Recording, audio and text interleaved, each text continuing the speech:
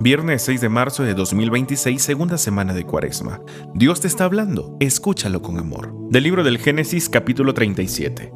Jacob amaba a José más que a todos sus demás hijos, porque lo había engendrado en la ancianidad. A él le había hecho una túnica de amplias mangas.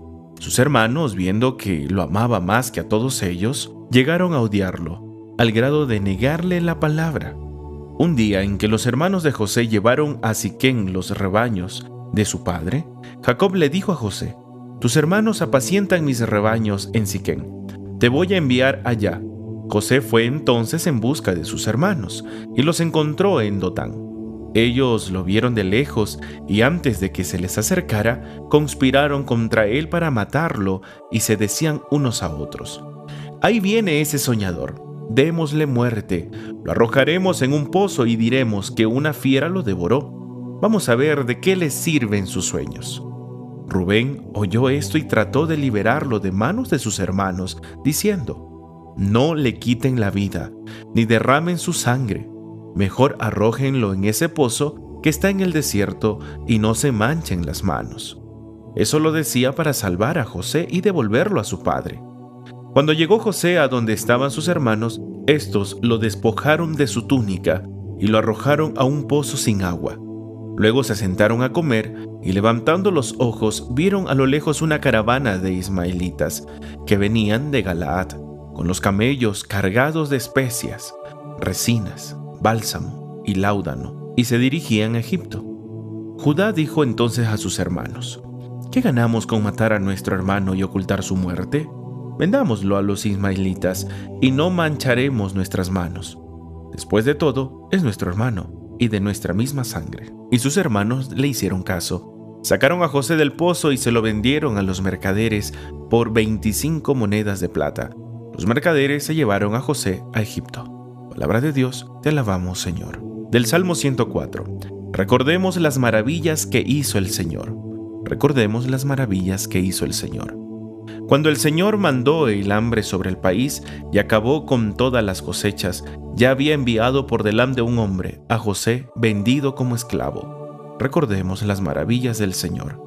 Le trabaron los pies con grilletes y rodearon su cuerpo con cadenas, hasta que se cumplió su predicción y Dios lo acreditó con su palabra. Recordemos las maravillas que hizo el Señor. El rey mandó que lo soltaran. El jefe de sus pueblos lo libró.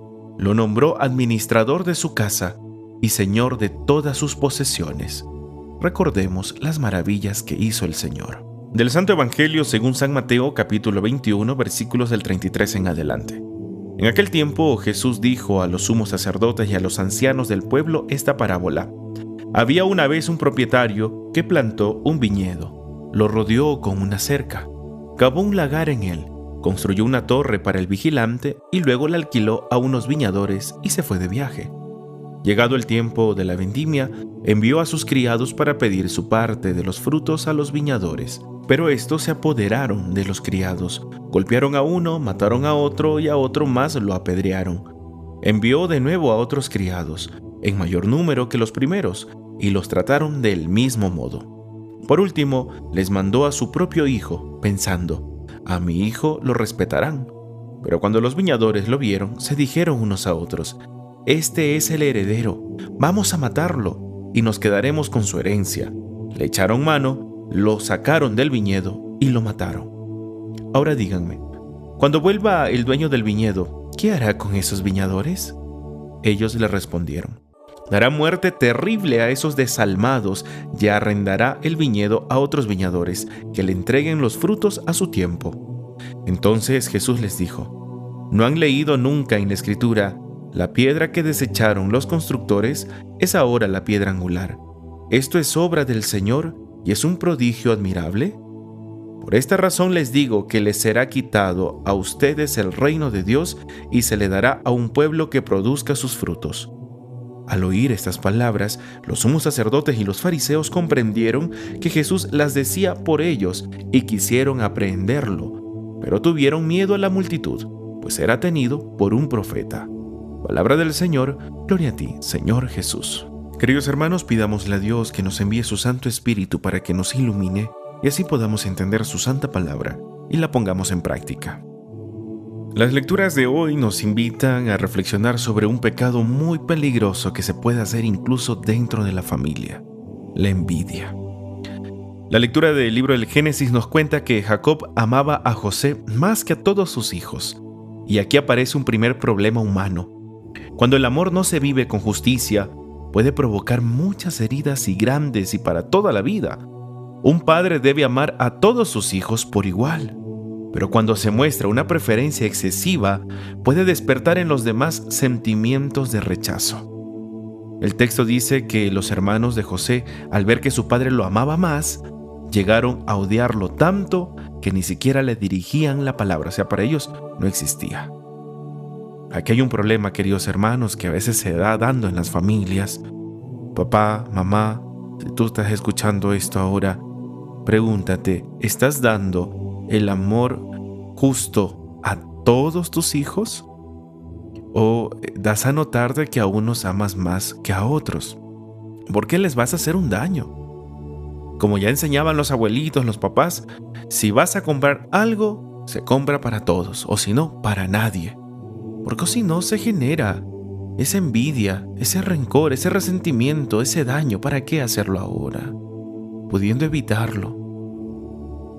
Y si te estás dando cuenta ahora que como que a uno tienes más preferencia que al otro, pide perdón. Anda y habla con tus hijos y deja de hacer eso. A todos trátalos por igual. Llamas al uno, llamas al otro. Es diferente que ya el otro no te conteste. Pero haz lo mismo por los dos o por todos los hijos que tengas. Eso nos invita, oye, a los papás. Papitos, cuiden ese amor que sea justo para todos sus hijos. Que los demás no lleguen a tener ese sentimiento de odio entre hermanos. Porque a veces lo provocan ustedes mismos. Es un buen momento para reflexionar y pensar, analizar. ¿Cómo estoy dando yo ese amor? ¿Cómo ustedes están dando el amor a los hijos? ¿Con justicia o no? Y queridos hermanos, entonces esto también nos enseña a ir pensando. ¿En algún momento tengo yo una envidia hacia mi hermano, hacia mi hermana? Comenzando con los de mi familia. Porque puede llegar la envidia a llevarme al odio y luego a ignorar a mi familia. ¿Cómo está el trato con tus hermanos, con tus padres, con tu esposo, con tu esposa? Porque a veces hasta en esposos se crea esta envidia, es que el demonio va a tentar con eso. Y les da la envidia de que uno tiene más que el otro o puede hacer más que el otro. Y viene esa ira, ese odio y ese dejarse de dirigir la palabra. Hay que tener muchísimo cuidado. Analízalo hoy. Piénsalo. ¿Cómo está tu relación con tu familia y luego con los demás? ¿A alguien le has quitado el habla? ¿Ya no quieres hablarlo, ignorarlo por completo? ¿Te da igual si le está pasando algo y más bien a veces deseas en tu corazón que ojalá desapareciera? Vamos a pedirle hoy al Señor que nos dé la fuerza para vencer la tentación de la envidia, del odio, de la ira, del resentimiento. Porque es que la envidia comienza así, primero molesta, luego viene el resentimiento y después el odio, que el odio va a llevar a la muerte incluso. ¿Cuántas veces también nos pasa eso a nosotros? Vemos que al otro le va mejor, que tiene más, que es más reconocido, que recibe más cariño y en lugar de alegrarnos por el bien del otro, nace la comparación y el resentimiento. Y también un problema, queridos papás, dejen de comparar a sus hijos entre ustedes mismos y con otros. Porque a veces eso lastima, eso daña. Y el trato de decirles que no valen para nada, insultarlos y decir, mira cómo los otros... No, simplemente aconséjale. Dile, yo te pido que vayas rectificando esto, que te empeñes más en esto. Debes ser grande, debes ser una buena persona, debes ir hacia Dios, debes arreglar tu vida, esas cosas. Pero no compares con otros, ni con los hermanos, ni con la familia, ni con nadie, porque eso va a crear un resentimiento. Hoy podríamos preguntarnos delante del Señor, ¿a cuántas personas les he negado la palabra por orgullo, por envidia o por resentimiento. La envidia, queridos hermanos, es un pecado y es destructivo porque no soporta el bien del otro. Y en el caso de los hermanos, como en José que hemos escuchado, ese sentimiento creció tanto que buscaron la forma de eliminarlo. Primero pensaron en matarlo, luego decidieron arrojarlo a un pozo y finalmente lo vendieron como esclavo. Así actúa la envidia. Divide la familia, destruye las relaciones, genera odio y provoca injusticias. ¿Cuántas veces, incluso en las propias familias, se pelean por una herencia, por tierras, por los bienes? Simplemente porque uno tiene más que el otro comienza la pelea, o porque a mí me tocó un mejor lugar en la posición del terreno y a ti no, y etcétera, y comienza la pelea. ¿Acaso que cuando salgamos de este mundo ya nos toque morir, porque todos vamos a morir un día, vamos a llevarnos algo de eso? Y haber perdido nuestro corazón por un pedazo de tierra que no nos vamos a llevar nada y solo ganarnos la perdición en vez de ganarnos el cielo. Queridos hermanos, la envidia hace que el corazón se cierre. Por eso hoy nos preguntamos, ¿cómo puedo yo luchar contra la envidia? La tradición cristiana enseña que la virtud que vence la envidia es la caridad. El tener caridad con el otro. El que tú puedas ser generoso, compartir y alegrarte con lo que tiene el otro. Va a venir la tentación de querer tener esa envidia, querer hablar mal. Pero cuando venga eso, bendice a ese hermano, a esa persona. Y tengamos esa caridad también, tener la empatía de ver a algún necesitado. Y si Dios ya nos ha dado algo, con eso podemos compartir, háganlo.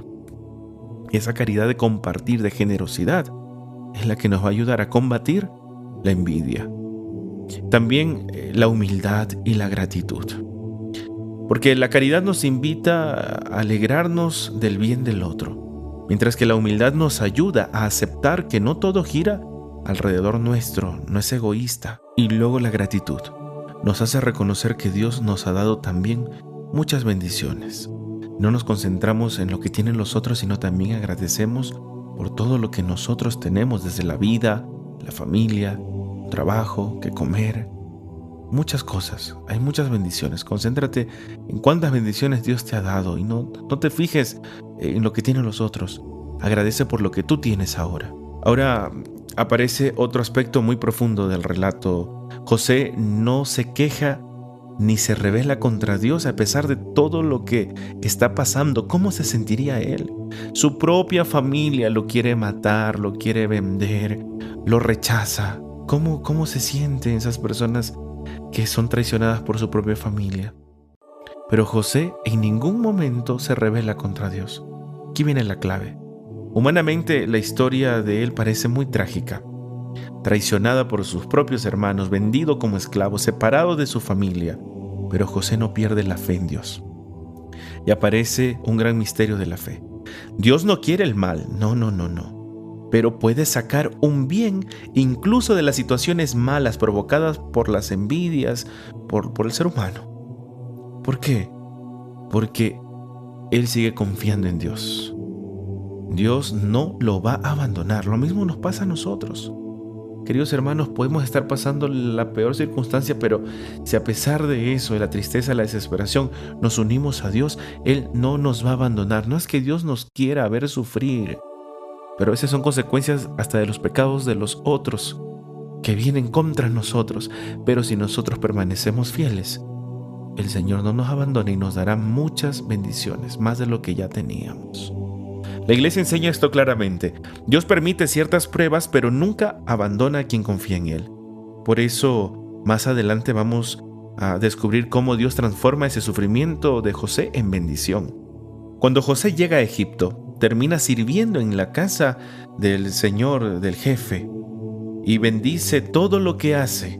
Finalmente llega a ser administrador. Y eso aparece en Génesis 39:4, donde dice: José halló gracia a sus ojos y lo puso a su servicio, y lo nombró administrador de su casa y le confió todas sus posesiones. Nunca nadie va a pensar que iba a pasar esto. Por lo que para el hombre es imposible, para Dios es posible si eres fiel a Él. Así que no te desanimes hoy. Por lo que estés pasando, solamente di: Jesús, en ti confío.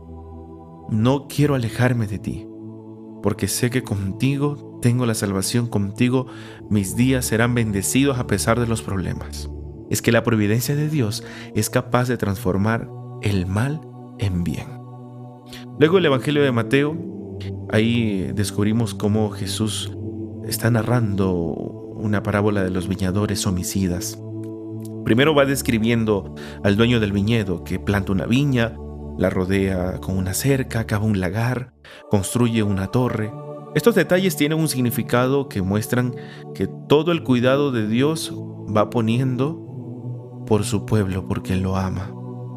Luego la viña representa al pueblo de Israel, que Dios lo protegió, lo guió y lo bendijo. La vendimia significa el momento en que el dueño viene a recoger los frutos de la viña, sí, del viñedo, las uvas.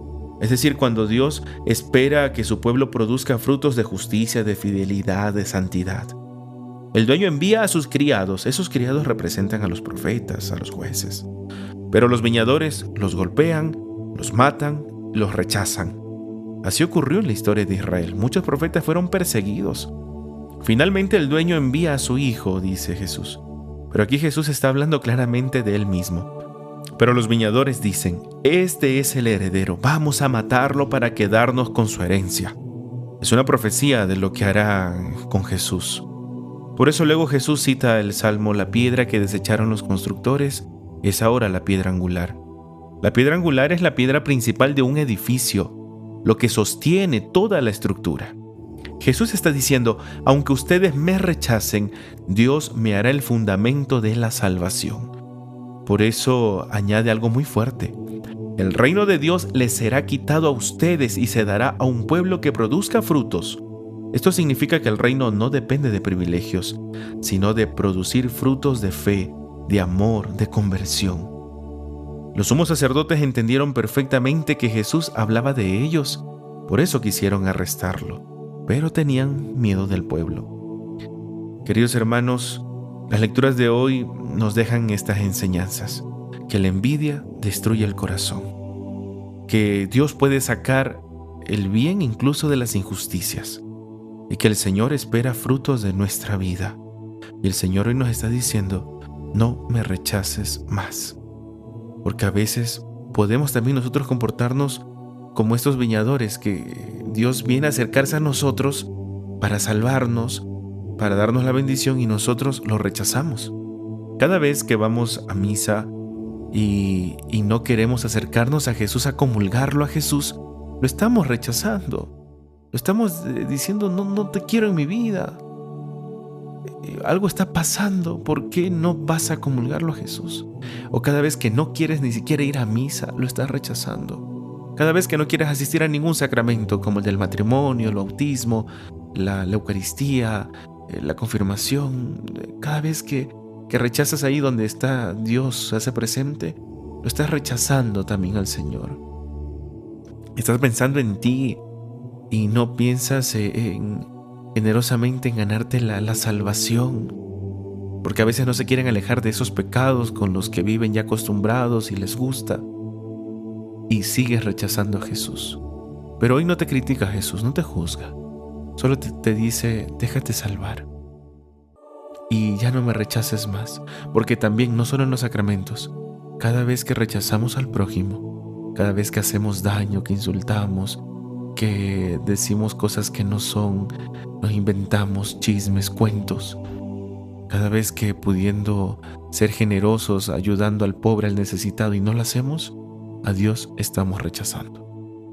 Así que, queridos hermanos, pidámosle al Señor que nos libre de la envidia que divide los corazones y que nos enseñe a alegrarnos del bien de los demás.